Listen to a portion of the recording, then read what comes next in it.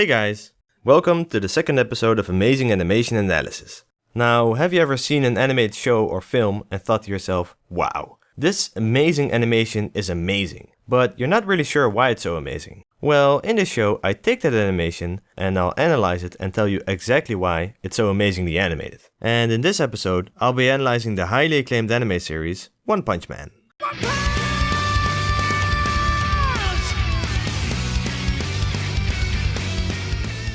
One Punch Man is originally a webcomic and manga series created by One. It tells the story of Saitama, a superhero who has become so powerful that he can destroy any monster or villain he faces with a single punch. However, his newly acquired strength poses a problem. Saitama can't find anyone to challenge him anymore and he's become pretty bored.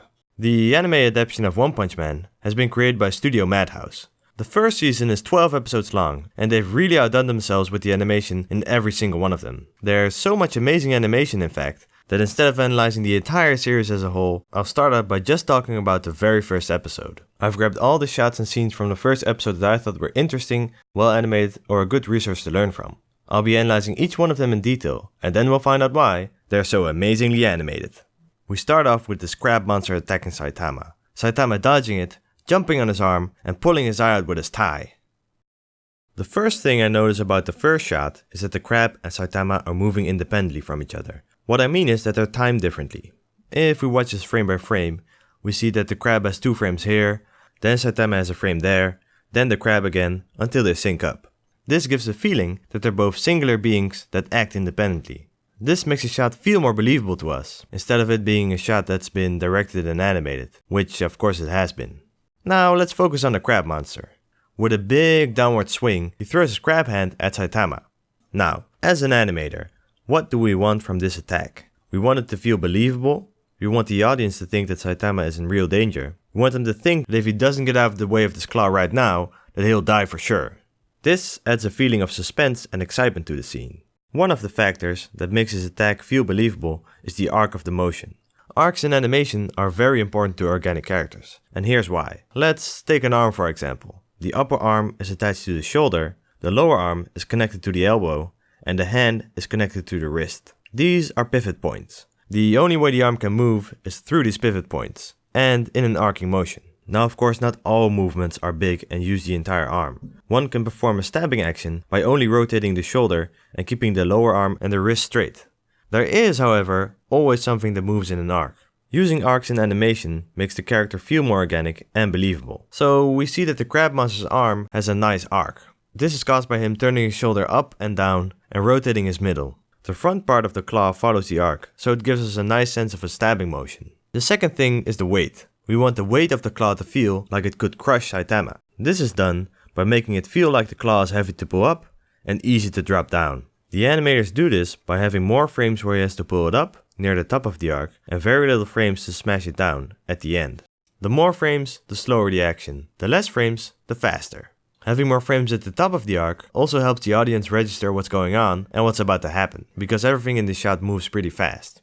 It's also nice that he uses his other claw as a counterweight for the motion. The point is rammed across by having the camera shake and the debris of the concrete flying everywhere. This, however, is more of a secondary animation. If the arc and the weight are messed up, camera shakes and debris aren't gonna save the animation. The crab monster's arm retracts a bit because of his muscles contracting and the ground recoiling him back because of the impact. Getting to Saitama, he gets up to see what's happening, he crouches down to get ready to jump. This is called an anticipation in animation. He jumps up to dodge the claw and goes for the arm, which leads into the next shot. The cool part of the animation is that the butt is the leading part of the jump. This is because you jump with your legs and the main part that follows is your middle. The upper body of Saitama follows behind because he was in a crouching position. I like how he actually has to spread his arms and legs in order to dodge the entire massive claw. Everything slows down at this point, and the thing that moves the most at the end of the shot is Saitama. His arm starts going towards the arm of the crab monster. This leads nicely into the next shot, where you immediately see his hands come down on the crab's arm, which he uses as a leverage to jump from. It's important to note that if we didn't have these frames of Saitama moving, that the audience might become confused as to what's happening in the next shot. Here's the transition without the frames at the end.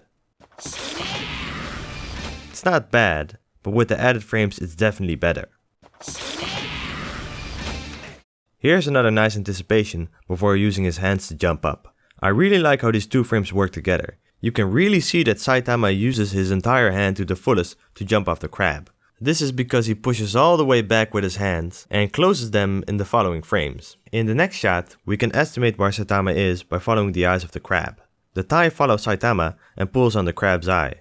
The nice part is that the tie tightens around the eye and it takes a couple of frames before the eye is pulled down. This shows us that the eye is tightly secured to the crab's head and it takes a bit of strength to pull it out of its socket. It's also nice that at the end of the shot, the tie pulls downwards, so we know that Saitama is on his way down from the jump. This also leads nicely to the next shot, where Saitama falls down and lands on the floor. This whole scene is just a really nicely put together, choreographed action sequence. In the last shot, Saitama starts at the top of his arc and falls down. He has more frames at the top and speeds up until he lands, where he pulls down on the eye until it eventually breaks. The tightness is created by the tie in the eye being as tightly stretched as possible. This is done by drawing the tie very thinly. There is a nice little loop where Saitama tries to pull down on the tie and the crab tries to pull up and stand.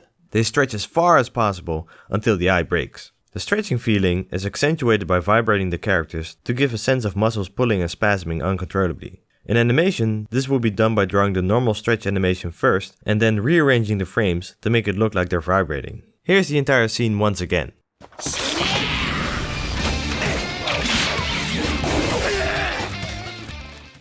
Next up, we have Saitama breathing heavily. What's cool about this shot is that everything moves separately and in chain reactions. The inhale comes from his body. His shoulders go up first, his head closely follows, his shoulders go down, and his head follows that. It's all very subtle. What's also nice is when the mouth and the eyes open and close. His eyes and mouth actually first close when he inhales, widen when he's at the top of his breath, and close a bit when he exhales. His head actually slightly tilts downwards when he's inhaling. This is accentuated by the eyes and the mouth closing. If everything in the shot would happen at the same time, his head and shoulders going up while his mouth opens on the inhale, everything closes and goes down when he exhales, this shot would look way less interesting. Okay, so next we have a shot where Saitama gets grabbed, carried way up high in the air, and thrown down on a building. What's great about the grab is that the hand moves in a giant arc. It goes up a bit too far and moves down in order to grab Saitama. I like the little detail where Saitama's cape moves upwards when the hand flies past him. This further emphasizes that the hand is massive, because of the amount of air it displaces around it. Of course, the fingers being closed around him in the foreground, while the screen goes dark, is awesome too. What's nice about this shot is that we start off close to Saitama's head to show us what predicament he's currently in. The interesting part is that not just the background moves in this shot, the hand also erratically moves around, showing us that the cameraman can't keep up with the hand's movement and has trouble following it because it goes so fast. The hand quickly moves out of frame to lead into the next shot. We start off close to the hand to connect it to the previous shot and zoom out to show the entirety of the giant. The giant throws Saitama down and the camera still follows the hand to make the impact feel that more powerful. It kind of feels like we're being thrown too. Before throwing Saitama, the giant has a really clear and nice anticipation pose. His arm is thrown back extremely far, so much so that his stomach is bulging out. He's really putting his all into this throw. If we go through the animation frame by frame, we see that the giant has already swung his arm all the way down before Saitama flies into the building. This is of course highly unrealistic, but the animation isn't about something feeling realistic. It's about something feeling believable. I think they made this decision because now it actually feels like the giant is throwing Saitama. We see that the animation still works if we remove the frames where Saitama gets thrown, but now kind of feels like the giant is punching the building himself. It's only 4 frames, but it really adds to the shot. It's cool that the building explodes per story, and that the heavy camera shake only starts when Saitama smashes into the ground. That's the point where the smash can send tremors to where the camera is positioned.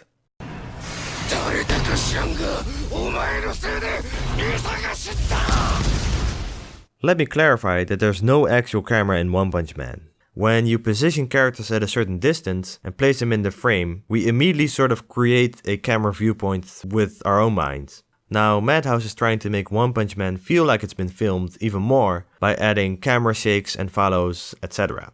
Next we have a shot where the giant jumps on Saitama, who is laying somewhere under him in the rubble. You gotta love frames like these, where the outlines and colors are trailing behind the actual drawing. These are called smears, or speed lines. They accentuate the motion of the character, basically showing the friction they cause between them and the air around them. One Punch Man uses a lot of smears, but smears are a different topic to talk about altogether for another time. If you want to know more about smears, I recommend the Tumblr page animationsmears.tumblr.com. The cool thing about this shot is that the giant smashes down, and because he's so big and far away, it takes a while before the smoke and debris fly upwards. Everything also flies up in a sort of shockwave chain reaction. First, the smoke flies up, and then the buildings in the foreground. It takes a while before the shockwave reaches us because it's so far away. This adds a sense of skill and depth to the shot. Next, we have the giant doing some sort of machine gun Gatling punch to Saitama on the ground. He gets wilder and wilder until he finishes it off with one big punch. I've never really animated something like this, but it looks like you just draw tens of punches going towards the intended target. Most of the arms are around 2 frames.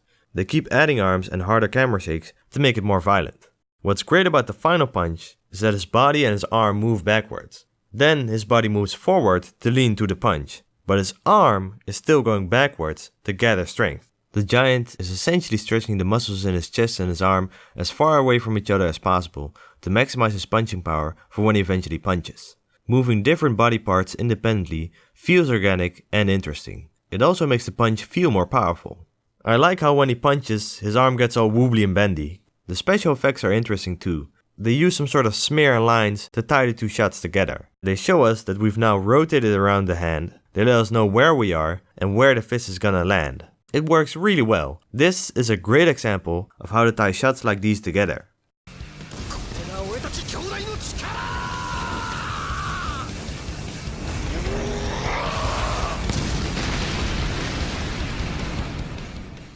Next, we have Saitama jumping up to the giant, punching him with some extensive replays, and the giant falling down on the city. It's technically well done how Saitama moves towards the camera. He enlarges in the right way, having lots of frames when he's far away and very few frames when he's closer to the camera. Think of an airplane that appears to move very slow when it's far away in the distance and how fast it's actually going when it's right next to you. I like the extremely erratic movements of escape. It moves so unpredictably and fast that it feels like Saitama is moving at a super high speed. The screen going black and the camera doing a 180 is once again a seamless transition between shots. Seeing Saitama fly up so fast and the camera needing some time to keep up with him is a great idea. Saitama pulling back and getting ready to punch also leads nicely into this shot. We can actually see that Saitama is already twisting his body into the punch before we switch to the next shot. This way, the next shot can immediately start with Saitama punching the giant. In this shot, before the giant's head flies away, we've seen that Saitama has already punched the giant, as seen here with the bulge and the opposite side of the cheeks. This little stoppage makes the punch feel heavier and more powerful. It also emphasizes how big the giant's head is by making it take time before all the energy has been displaced into it. This is what it looks like without those extra frames. It's okay, but not as powerful as this. There's even a delay in the lower jaw that makes the punch feel more powerful, once again showing that the transmitted energy is being dispersed in waves. I like how his neck even has a real wave of energy going through it, represented by this wave here. The punch gets repeated in this replay and in this one. It's cool to see the flesh of the giant actually giving way to the power of the punch before his head flies back. I like how Saitama whips his arm around in a super wide hook. His fist stops a bit at the impact point and flies further with this insane smear to reveal him making a hook. The way the head flies back is nice too. His head actually tilts downwards because of the punch being at the bottom of the face, making it fly backwards faster. We see his body giving out and dropping down sooner than the head, which is still being pushed backwards because of the punch. When the giant falls, we have his body stopping because of it being smacked on the ground. The energy of the fall needs to be transmitted somewhere, so the leg gets raised further up and back.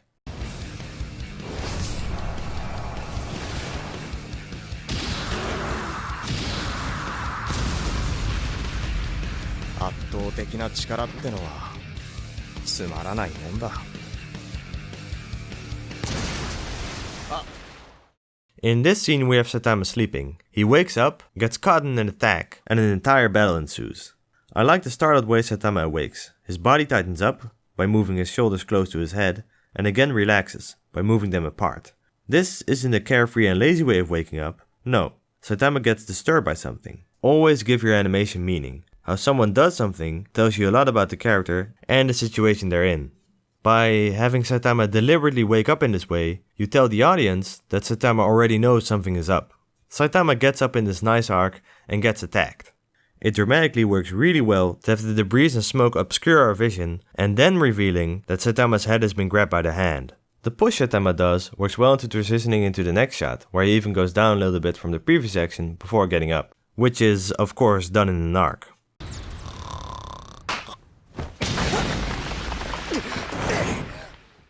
It's nice in this shot, where Saitama has to crouch down to catch his body from the impact of flying so fast towards the ground. Here we have Saitama being punched in the face.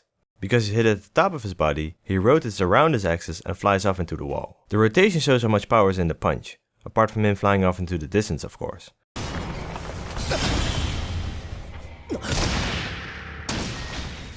I like how Saitama has to use his arm to get his body up. This tells us that he's been hurt quite a bit, and he uses everything he can to make getting up just a bit easier. If we were to move Saitama from here to here without him using his arm, we wouldn't be giving the audience any information about his current situation. Plus, it would look pretty crappy. I added this shot because I thought it wasn't very good.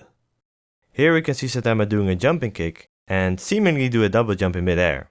Now Saitama is pretty powerful, but he can't fly or jump in midair. He's still human. It kind of takes you out of it, considering the other amazingly animated shots. Speaking of, here we have Saitama doing a majestic jump, getting followed by some earthlings and duking it out. What I'd like to say about action scenes like these is that you can have the crazy fast movements, the twirls and the jumps, but at a certain point in your fight, you have to slow things down a bit so people can react to what they've seen and catch their breath. In this majestic jump for instance, it starts really fast and hectic. It slows down considerably to show us what's going on. In this jump, the frames are close together too. Here, once again. And in the turn, it slows down considerably. Once again in this shot, the monsters are timed differently.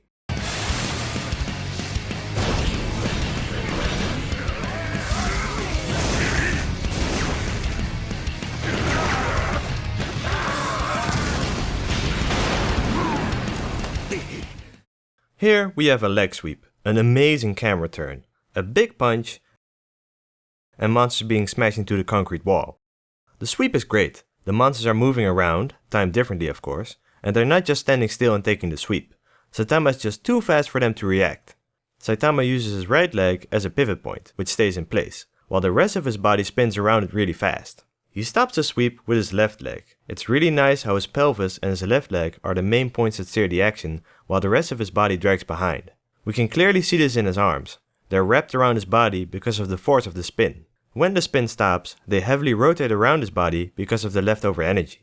This adds even more of the sense of speed to the sweep. When he punches the monsters, there are some cool anime effects. Then they cut to the end result of them having been punched in the stomach. I'm not an expert on anime effects, but the general idea is that the flashes are usually white, black or red. They delineate where the attack is coming from, where it's going to, the place it hits and the force it expels. It's cool that in this impact, they don't even show them flying into the concrete. They just show an effect of where they came from. The concrete breaks even more at the end for extra impact.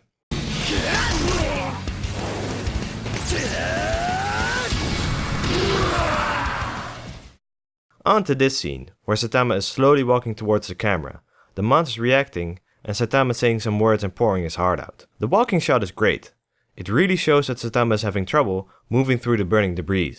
It also shows his determination, and it's a nice build up to the next shots. The stickiness is done by moving him very slowly and shifting his entire weight on one leg when he takes a step. If he didn't correct his center of gravity like this, he would fall down. What's great here is that he contracts his upper body and his head close together to build up energy. He explodes by throwing his fist against his chest. The impact is fast, but good. You see the left side of his body getting pushed back first, because that's the place he pounded. Then the very next frame his right side follows, because of the leftover energy. I really like it in anime when they animate a shot where their head moves up and down, instead of their jaw moving up and down when they talk. It makes absolutely no sense, and you would only do this if your jaw was stopped by something when you talk. I think this is what they're trying to convey. The neck and the body is held so tight that the only part that can move up is the head. It makes everything feel more dramatic, tight, and it has more of an impact.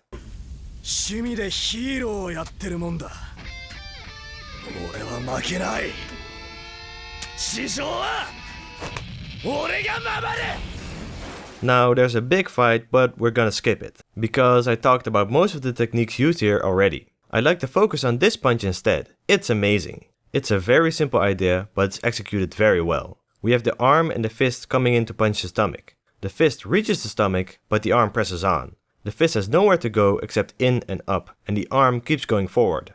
This makes it feel like the stomach is super hard and the arm almost snaps in order to break through it. It also does a good job in separating the hand and the arm, which makes it feel more organic. I want to end the analysis on this final shot. We have a monster here swinging his swords around menacingly. It uses a lot of things really well, separating body parts from each other, using arcs, and separating horizontal and vertical movement. So he moves his body to the right first, then his arms follow, then he moves his body to the left and his arms follow that, instead of just going left and right. This makes it feel more alive. There's a horizontal sway, but vertically there's a clear beginning and end point too. He's not just looping from right to left. What's also cool about this shot, that it really feels like he has 4 arms and he can use them separately because of the way his arms follow each other instead of them doing the exact same thing at the exact same time. It seems like the top arm always moves before the bottom arm. This might be because the main place the force comes from are his shoulders. The arms all move in an arc too, just as the cherry on top. Now the way he moves also feels like the swords have some sort of weight to them, because he's not just moving them at the same time he's moving his body. They're being dragged behind, and some of them are even pointing down. So, this is it for the first episode of One Punch Man. If you like this video, please click on the like button below. Because of the new YouTube algorithm, liking videos is now one of the best ways to help us out, so please smash that like button. But if you want to help us in a more direct way, we also have a Patreon. If you'd like to see more One Punch Man or something else, be sure to leave a comment. The patron of the week is August Bredesen Upset. I probably butchered that, but that's okay. Here's your drawing. And if you'd like to see more amazing animation analysis, be sure to click on this link where I analyze one shot in JoJo very in-depthly. It's a bit more crazy, but I think you'll like it. And for all you striving animators out there, I hope this video helped you on your adventure to become the animation hero of your dreams. Thanks for watching, bye bye!